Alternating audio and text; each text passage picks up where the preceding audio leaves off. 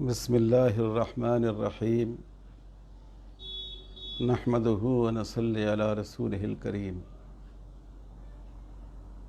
محترم بزرگوں، دوستوں، دینی بھائیوں اور بہنوں، اللہ تعالیٰ کا دنیا میں ایک نظام ہے اور آخرت میں اس سے مختلف نظام ہے۔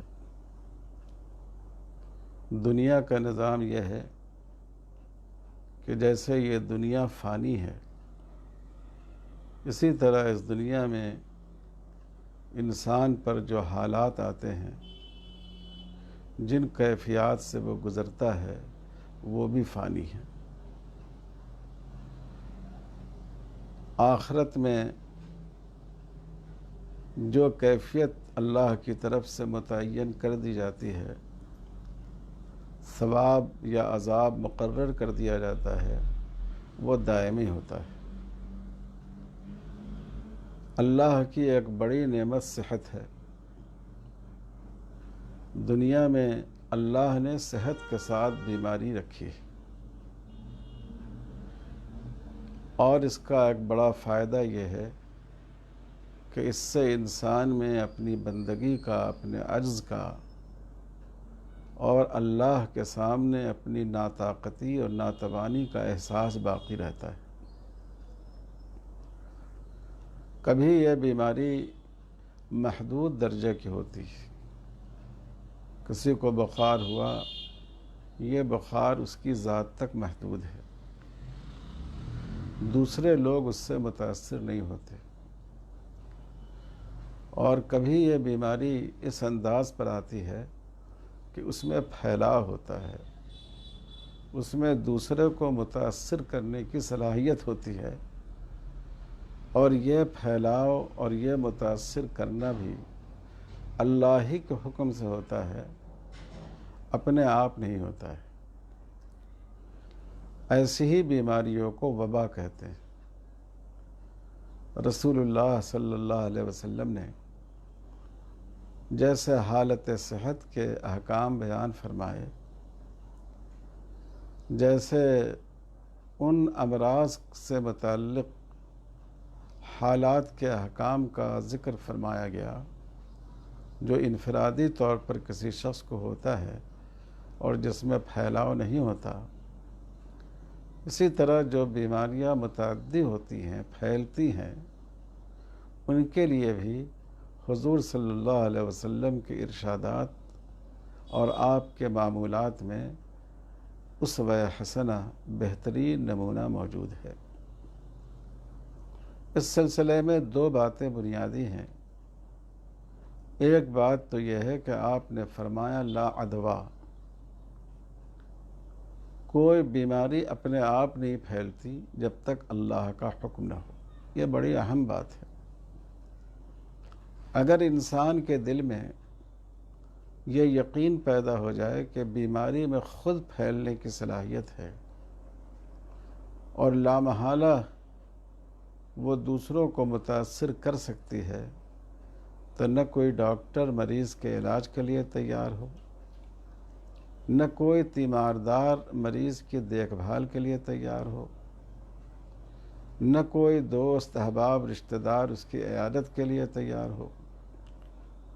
تو حضور صلی اللہ علیہ وسلم نے ارشاد فرمایا کہ کوئی بیماری اپنے آپ نہیں پھیلتی جب تک اللہ کی مشیت نہ ہو۔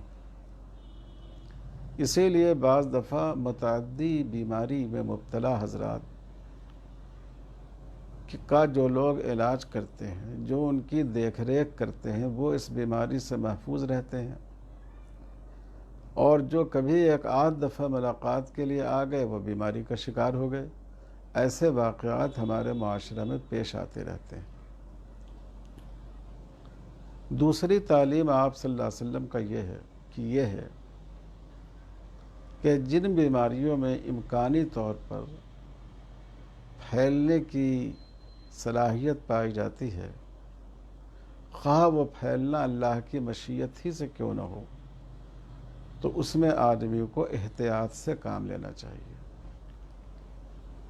جیسا کہ جذام کی بیماری، رسول اللہ صلی اللہ علیہ وسلم نے ارشاد فرمایا، فر من المجذوم کالفرار من الاسد، مجذوم سے اس طرح دور ہٹ کر رہو جیسے کہ آدمی شیر سے بھاگتا ہے، یعنی سوشل ڈسٹنس کا خیال رکھو، سماجی فاصلے کا خیال رکھو۔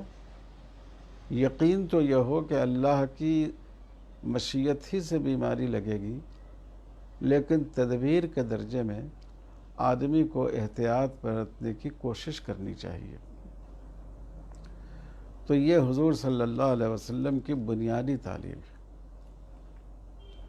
اب اگر کوئی شخص اس بیماری میں مبتلا ہو گیا، جیسے اس وقت کرونا کی بیماری ہے، یہ جتنی متعدی بیماریاں ہم لوگوں نے اپنی آنکھوں سے دیکھی یا جن کے بارے میں سنا، یہ متعدی ہونے کے اعتبار سے ان میں سب سے زیادہ خطرناک ہے، اس لیے کہ اس کا وائرس اتنا چھوٹا ہوتا ہے کہ یہ دقیق میڈیکل آلات کے بغیر اس کو پہچانا نہیں جا سکتا۔ اکثر بیماریاں تھوک کے ذریعہ یا خون کے ذریعہ یا بلغم کے ذریعہ متعدی ہوتی ہیں، لیکن یہ بیماری صرف چھو دینے کی وجہ سے، یہاں تک کہ اگر مریض نے کسی کو چھو دیا ہو اور بعد کو کسی اور شخص نے اس چیز کو چھو دیا تو اس سے بھی یہ وائرس منتقل ہو سکتا ہے۔ اس لیے یہ بیماری، اس میں بہت زیادہ احتیاط کی بھی ضرورت ہے، دیکھ ریکھ کی بھی ضرورت ہے۔ تو اب سوال یہ ہے کہ اس بیماری سے متعلق سماج کی کیا ذمہ داریاں ہیں، ہماری کیا ذمہ داریاں ہیں۔ ہم اپنی ان ذمہ داریوں کو دو حصوں میں تقسیم کر سکتے ہیں۔ ایک یہ کہ جو بیمار ہو چکا ہو، جو اس بیماری سے دوچار ہو، اس کی کیا ذمہ داریاں ہیں۔ دوسرے جو اس کے متعلقین ہیں، اس کے رشتہ دار ہیں، سماج کے دوسرے حضرات ہیں، ان کی کیا ذمہ داریاں ہیں۔ تو پہلے میں مریض کی ذمہ داری کے بارے میں عرض کروں۔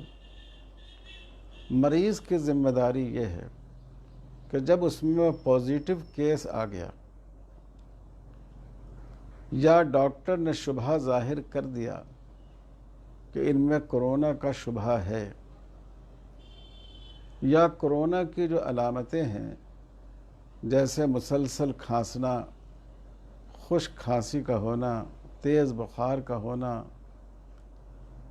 اور مسلسل چھینک آنا، تنفس اور سانس کا پھولنا، تو ایسی شکل میں وہ دوسرے لوگوں کو اپنے آپ سے بچائے، خود احتیاط کرے۔ اگر کوئی مصافحہ کرنا چاہے منع کر دے کہ ابھی آپ مجھ سے مصافحہ نہ کریں۔ اگر کوئی ملاقات کے لیے آئے تو اس سے کہہ دے کہ آپ ماسک کا استعمال کیجیے اور مجھ سے دور بیٹھیے۔ اپنے آپ ایک کمرے میں تنہائی اختیار کر لے، یہ اس کی ذمہ داری ہے۔ اللہ تعالیٰ نے ارشاد فرمایا کہ جس نے ایک شخص کو بچایا، اس کی زندگی کی حفاظت کی، گویا اس نے پوری انسانیت کی زندگی کی حفاظت کی، اور جس نے ایک شخص کو قتل کیا، گویا اس نے پوری انسانیت کو قتل کیا۔ تو مریض کی یہ ذمہ داری ہے کہ وہ اپنے تئیں یہ احتیاط کرے کہ دوسرا بھائی اس کی اس بیماری سے متاثر نہ ہو جائے۔ یہ سب سے پہلی اور اہم ذمہ داری ہے۔ دوسری ذمہ داری یہ ہے کہ اپنے اندر صبر اور قوت ارادی کو برقرار رکھے، برداشت اپنے اندر پیدا کرے، گھبرائے نہیں، پریشان نہ ہو، آہ و ویلا نہ کرے، کیونکہ جب انسان اپنی قوت ارادی کو بحال رکھتا ہے تو اس میں بیماری کے دفاع کی ایک صلاحیت پیدا ہو جاتی ہے۔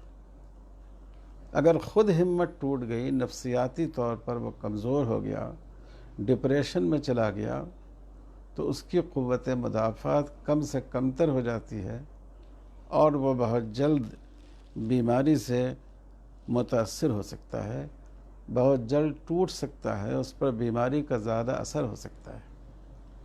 اس لیے آدمی صبر سے کام لے، برداشت سے کام لے، اور مصیبت کے برداشت کرنے کا، بیماری کو سہنے کا جو اجر ہے اس کو اگر اپنے ذہن میں رکھے تو اس کے لیے برداشت کرنا آسان ہو جائے گا۔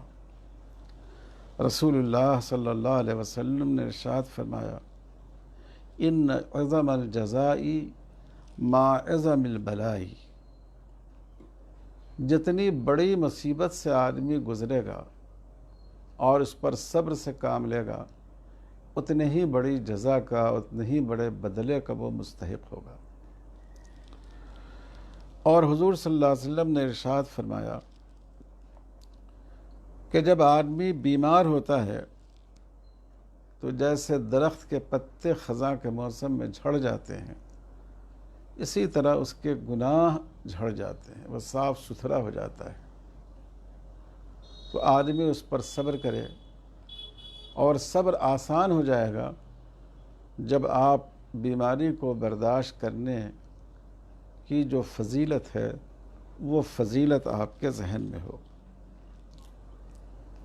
اور تیسری بات یہ ہے کہ مریض کو اپنے علاج کی فکر کرنی چاہیے، بے فکر نہ ہو جائے، ہتھیار نہ ڈال دے کہ اب ہمیں کچھ علاج نہیں کرنا ہے۔ رسول اللہ صلی اللہ علیہ وسلم نے ارشاد فرمایا کہ اللہ تعالیٰ نے بیماریاں بھی پیدا فرمائی ہیں اور ہر بیماری کا علاج بھی پیدا کیا ہے۔ بحیثیت ایک مسلمان ہمارا یقین ہے کہ کوئی بیماری لا علاج نہیں ہے، ہر بیماری کا اللہ کی طرف سے علاج موجود ہے۔ بس انسان کو یہ کوشش کرنی چاہیے کہ وہ اس علاج تک رسائی حاصل کر لے اور اس دوا کو دریافت کر لے۔ تو آدمی حوصلہ نہ ہارے، اور خاص کر کورونا کے سلسلے میں اب تک یہ بات آ رہی ہے کہ کورونا کے مریضوں کی غالب اکثریت الحمدللہ شفا یاب ہو رہی ہے، صحت یاب ہو رہی ہے۔ بعض بیماریاں ایسی ہیں کہ ان میں صحت یابی کا پرسنٹیج بہت کم ہے، جیسے آپ دیکھیں کینسر کی بیماری ہے، ایڈس ایک متعدی بیماری ہے، اس میں بھی شفا یابی کا پرسنٹیج بہت کم ہے۔ لیکن کورونا ایسی متعدی بیماری ہے کہ اس میں صحت مند ہونے کا تناسب بہت زیادہ ہے۔ زیادہ تر مریض یہ صحت مند ہو جاتے ہیں اس بیماری سے، تو اس لیے پورا اہتمام کرنا چاہیے اپنے علاج کے لیے۔ اور چوتھی بات یہ ہے کہ بیماروں کو، جو لوگ اس مرض میں مبتلا ہو گئے، ان کو دعا کا اہتمام کرنا چاہیے، اپنے لیے دعا کا، اپنے متعلقین کے لیے دعا کا، اور پوری ملت اسلامیہ اور پوری انسانیت کے لیے دعا کا۔ رسول اللہ صلی اللہ علیہ وسلم نے ارشاد فرمایا، لا ترد دعوت المریض حتی یبرأ، مریض جب تک بیماری سے صحت مند نہ ہو جائے، شفایاب نہ ہو جائے، اس وقت تک اللہ کی بارگاہ سے اس کی دعا رد نہیں کی جاتی۔ تو یہ ذمہ داری ہے مریض کی، اپنی بیماری کو پھیلنے سے بچانے کی کوشش کرنا، بیماری پر صبر کرنا، اللہ پر بھروسہ رکھنا، جہاں تک ممکن ہو سکے علاج کرنا اور اس کی فکر کرنا، اور دعا کا اہتمام کرنا، اپنی صحت کے لیے بھی دعا، اور پوری امت کے لیے اور پوری انسانیت کے لیے آج وہ جن مسائل سے جھوج رہی ہے، بالخصوص کورونا کا مسئلہ، اس کے لیے دعا کا اہتمام ہو۔ انشاءاللہ ان کی دعا اللہ کے دربار سے ضائع نہیں ہوگی۔ دوسرا پہلو یہ ہے کہ سماج کی کیا ذمہ داریاں کورونا کے مریض سے متعلق، یہ بھی بہت اہم ہے۔ پہلی بات تو وہی ہے جو میں نے مریض سے متعلق عرض کی۔ سماج کی بھی ذمہ داری یہ ہے کہ وہ ایسے مریضوں کے قریب جانے سے احتیاط برتیں، خدمت کریں، راحت پہنچائیں، علاج کرائیں، لیکن فاصلہ کی رعایت رکھیں، سوشل ڈسٹنس رکھیں۔ رسول اللہ صلی اللہ علیہ وسلم کا ارشاد میں نقل کر چکا ہوں مجذوم کے سلسلے میں۔ حضور صلی اللہ علیہ وسلم کی خدمت میں ایک وفد آیا، اس میں ایک صاحب جذام کے مریض تھے۔ وفد نے آ کر حضور صلی اللہ علیہ وسلم کے دست مبارک پر بیعت کی، لیکن آپ نے ان مجذوم صاحب کو کہلایا کہ آپ اپنے خیمے میں رہیں، اپنے ٹھکانے پر رہیں، میں یہیں سے آپ کو بیعت کر لوں گا۔ آپ نے ان کو اپنے قریب آنے سے منع فرمایا۔ تو یہ بھی ضروری ہے کہ جس علاقے کو گورنمنٹ نے ہاٹ پاٹ قرار دے دیا ہے، جہاں اس طرح کی بیماریاں پائی جا رہی ہیں، جہاں مریض ہیں، وہاں لوگ احتیاط کریں۔ بازاروں میں نکلنے سے، غیر ضروری طور پر دکانوں میں جانے سے، ایک دوسرے کے ساتھ دیر تک قریب رہ کر بیٹھنے سے، اجتماع اور جمگھٹا لگانے سے، یہ سماج کی ذمہ داری ہے۔ یاد رکھیے، یہ صرف آپ کا قانونی فریضہ نہیں ہے، یہ آپ کا شرعی فریضہ بھی ہے، کیونکہ اللہ تعالیٰ نے فرمایا لا تلقوا ایدیکم الی التہلکہ، اپنے آپ کو ہلاکت میں نہ ڈالو، لا تقتلوا انفسکم، اپنے آپ کی موت کا سامان فراہم نہ کرو۔ تو اس لیے آج کے حالات میں گورنمنٹ کا جو قانون ہے لاک ڈاؤن کے سلسلے میں اور سوشل ڈسٹنسنگ کے سلسلے میں، اس پر پوری طرح عمل کرنا چاہیے۔ دوسری ذمہ داری ہے کہ حوصلے سے کام لیا جائے، حوصلہ دلایا جائے۔ ہوتا یہ ہے کہ اگر کوئی آدمی گھر میں بیمار ہو گیا تو پورا گھر پریشان ہو جاتا ہے، لوگ سمجھنے لگتے ہیں کہ ملک الموت ہمارے گھر میں داخل ہو گئے ہیں۔ یہ صحیح رویہ نہیں ہے۔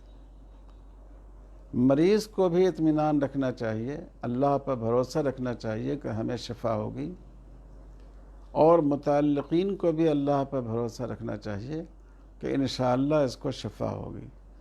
مریض کو حوصلہ دلانا چاہیے، کہنا چاہیے یہ کوئی ایسی بیماری نہیں ہے کہ آپ کو صحت نہیں ہو، انشاءاللہ آپ کو صحت ہو جائے گی۔ آپ صلی اللہ علیہ وسلم نے ارشاد فرمایا، جب آدمی مریض کو دیکھے، عیادت کرے، تو کہے لا باس طہور انشاءاللہ،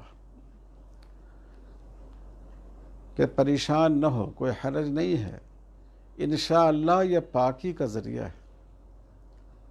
یہ جو دعا کی جاتی ہے اس میں دونوں معنی ہیں، یہ بھی کہ یہ بیماری تمہارے لیے گناہوں سے پاکی کا ذریعہ بنے گی، اور یہ بھی کہ انشاءاللہ اللہ تعالیٰ اپنی قدرت سے اس بیماری سے تم کو پاک صاف کر دیں گے۔ یعنی مقصد یہ ہے کہ مریض کو حوصلہ دلایا جائے اور اس کو مایوس ہونے سے بچایا جائے۔ تیسری بات ہے مریض کی دیکھ ریکھ اور عیادت۔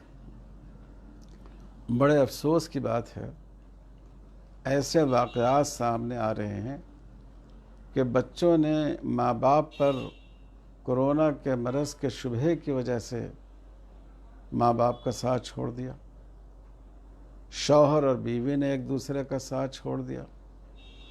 احتیاط الگ بات ہے، اور خوف کی وجہ سے ترک تعلق اور ان کے حقوق کو ادا کرنے سے غافل ہو جانا، یہ الگ بات ہے۔ رسول اللہ صلی اللہ علیہ وسلم نے ارشاد فرمایا کہ 5 چیزیں ایسی ہیں کہ ایک مسلمان کا دوسرے مسلمان پر حق ہے، اور اس میں دوسرے نمبر پر آپ نے فرمایا عیادت المریض. اگر کوئی مسلمان بیمار ہو، کوئی انسان بیمار ہو تو اس کی عیادت کی جائے. یہ حضرت ابو ہریرہ رضی اللہ تعالیٰ عنہ کی روایت ہے. امام بخاری رحمۃ اللہ علیہ نے اپنی کتاب میں اس کو نقل فرمایا ہے. ایک حدیث میں حضور صلی اللہ علیہ وسلم نے بڑے ہی خوبصورت انداز میں اس کا تذکرہ فرمایا. مسند احمد میں حضرت ابو سعید خدری رضی اللہ تعالیٰ عنہ سے مروی ہے کہ قیامت کے دن اللہ تعالیٰ بندوں سے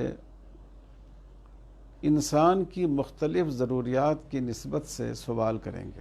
اس میں ایک یہ بھی ہوگا کہ اللہ کہیں گے اے میرے بندے، میں بیمار تھا، میں مریض تھا، تم نے میری عیادت نہیں کی.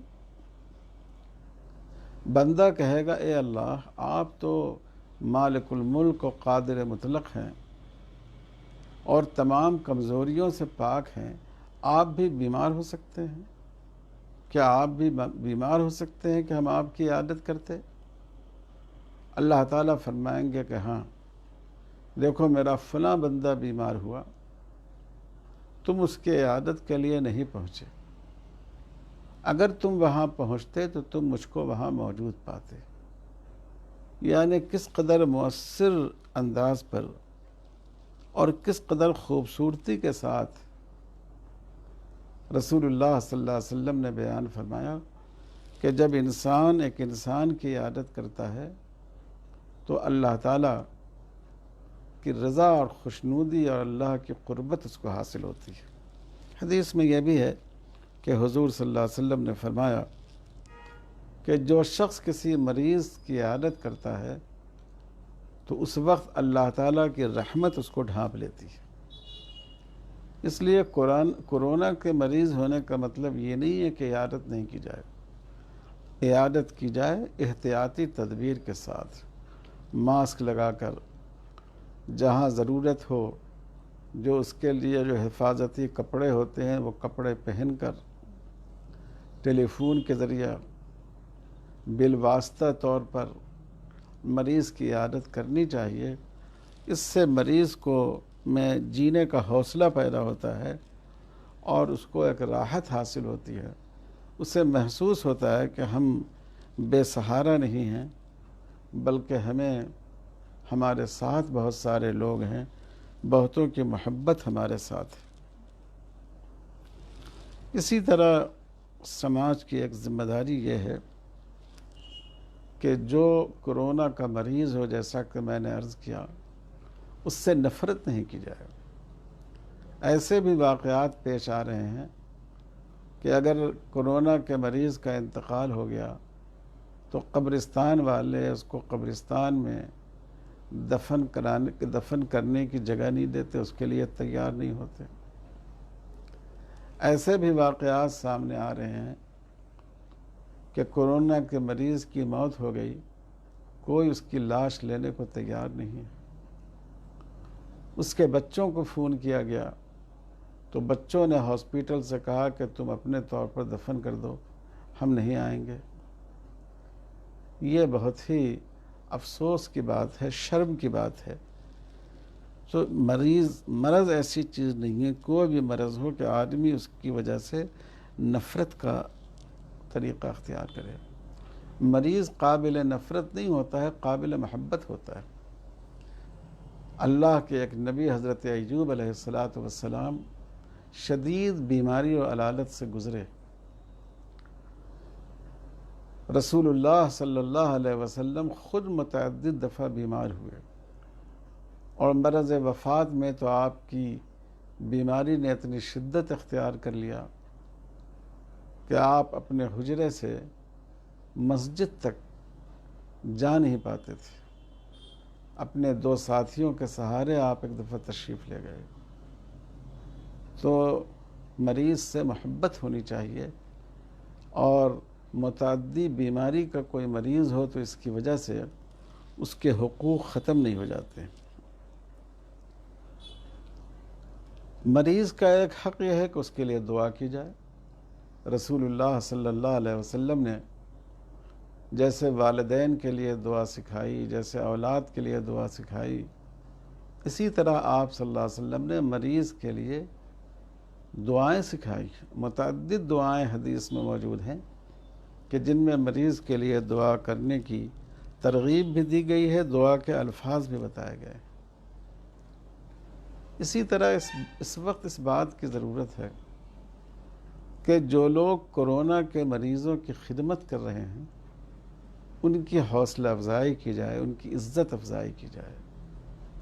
بہت سے ڈاکٹر ہیں، ان کی ڈیوٹی 12 گھنٹے لگا دی گئی ہے۔ بہت سی نرسیں ہیں جن کے چھوٹے چھوٹے بچے ان کے گھر پر ہیں، لیکن ایک ہفتہ 10 دن گزر گیا، ان کے بچے رو رہے ہیں، لیکن مریضوں کی تیمارداری کی وجہ سے وہ اپنے گھر نہیں جا سکیں۔ بہت سے ڈرائیور ہیں جو کورونا کے مریض یا کورونا سے متاثر ہو کر اس دنیا سے رخصت ہونے والے مردوں کی لاشیں ایک جگہ سے دوسری جگہ پہنچا رہے ہیں۔ ایک ہفتہ ہو گیا وہ اپنے گھر واپس نہیں لوٹے اور وہ اپنی خدمت میں مشغول ہیں۔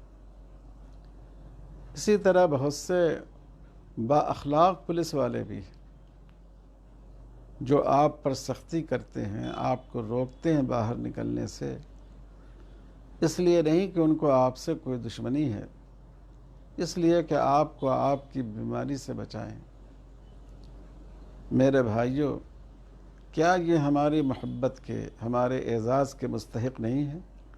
یقیناً اس کے مستحق۔ جس آدمی میں اللہ نے جو خوبی رکھی ہو، جو آدمی جو اچھا کام کرے، اس کا اعتراف کرنا چاہیے۔ اسی لیے رسول اللہ صلی اللہ علیہ وسلم نے صحابہ کے لیے تعریفی کلمات فرمائے، یہ آپ کی طرف سے اعتراف تھا ان صحابہ کرام کا۔ تو ہمیں ایسے ڈاکٹروں کی، ایسی نرسوں کی، ہاسپیٹل کے ایسے عملے کی، ان پولیس والوں کی جنہوں نے بہتر طریقے پر لوگوں کو اس بیماری سے بچانے کی کوشش کی اور سوشل ڈسٹینسنگ کو قائم رکھنے میں لوگوں کے مددگار ہوئے، ہمیں ان کے ساتھ بہتر برتاؤ کرنا چاہیے، شکریہ ادا کرنا چاہیے۔ اگر ملاقات ہو تو کہنا چاہیے کہ آپ پر ہمیں ناز ہے، ہم لوگ آپ کے شکر گزار ہیں کہ جن کے قریب دوسرے لوگ نہیں آتے ہیں، آپ ان کی خدمت میں مشغول ہیں۔ تو یہ سماج کی ذمہ داری ہے، خود احتیاط کرنا، اپنے حوصلوں کو قائم رکھنا، ایسے مریضوں کی عیادت کرنا، تیمارداری کرنا، ان سے نفرت نہیں بلکہ محبت اور ہمدردی کا سلوک کرنا، ان کے لیے دعا کرنا۔ جو لوگ ان مریضوں کی خدمت کر رہے ہیں ان کے حوصلے بڑھانا، ان کو عزت دینا، ان کی خدمات کا اعتراف کرنا، ان کا شکریہ ادا کرنا، یہ ہماری ذمہ داری ہے۔ تو اس وقت ہمیں چاہیے کہ ہم اپنی ذمہ داریوں کو ادا کریں۔ مسجد میں جماعت سے نماز پڑھنا، تراویح پڑھنا، کئی لوگوں کا مل کر اعتکاف کرنا، عیدگاہ میں جا کر عید کی نماز پڑھنا، یقیناً یہ سب دین کے اہم اعمال ہیں۔ لیکن جس دین نے ہمیں ان عبادتوں کی تعلیم دی ہے، اسی دین نے ہمیں یہ بھی کہا ہے کہ عبادتوں کی انجام دہی میں انسان اپنی صحت اور اپنی زندگی کا لحاظ رکھے۔ اگر کھڑے ہو کر نماز نہیں پڑھ سکتے ہو تو بیٹھ کر نماز پڑھو، بیٹھ کر نماز پڑھنے پر قدرت نہ ہو تو لیٹ کر نماز پڑھ سکتے ہو۔ اگر وضو کرنے میں تمہاری صحت کو نقصان پہنچ سکتا ہو، غسل کرنے میں تمہارے بیمار ہونے کا اندیشہ ہو، تو وضو اور غسل کرنے کے بجائے تیمم کر لو۔ اگر تمہارے جسم پر پٹی لگی ہوئی ہے، تم پٹی کو ادھیڑ کر اگر وضو کرو، پانی پہنچاؤ تو تم کو نقصان پہنچے گا، تو پٹی کے اوپر ہاتھ پھیر لو۔ غور فرمائیے، اللہ نے اس دین میں کتنی وسعت رکھی، روزہ اتنی اہم عبادت ہے، لیکن اگر بیمار ہو تو اس وقت روزہ نہ رکھو، بعد میں قضا کر لو۔ ایسے بیمار ہو کہ جس سے صحت کی امید نہیں ہے تو روزہ چھوڑ دو، فدیہ ادا کر لو۔ اگر کوئی عورت حاملہ ہو، بچے کو دودھ پلا رہی ہو اور اس کے روزہ رکھنے میں اس کو تکلیف کا اندیشہ ہو، بچے کا دودھ متاثر ہو سکتا ہو، تو اس وقت روزہ چھوڑ دو، بعد میں روزہ رکھ لینا۔ غور فرمائیے، اللہ نے ہمیں کیسا فطری دین دیا ہے، اس میں انسانی ضرورتوں کی کتنی زیادہ رعایت ہے۔ تو اس وقت علماء نے جو ہدایات دی ہیں، ملک کے قانون اور شریعت کے مزاج اور صحت کے تقاضوں کو سامنے رکھتے ہوئے آپ خوش دلی کے ساتھ اس پر عمل کریں۔ اللہ تعالیٰ اس کی توفیق عطا فرمائے۔ وصلی اللہ علی خیر خلقہ محمد وعلی آلہ وصحبہ اجمعین والحمد للہ رب العالمین۔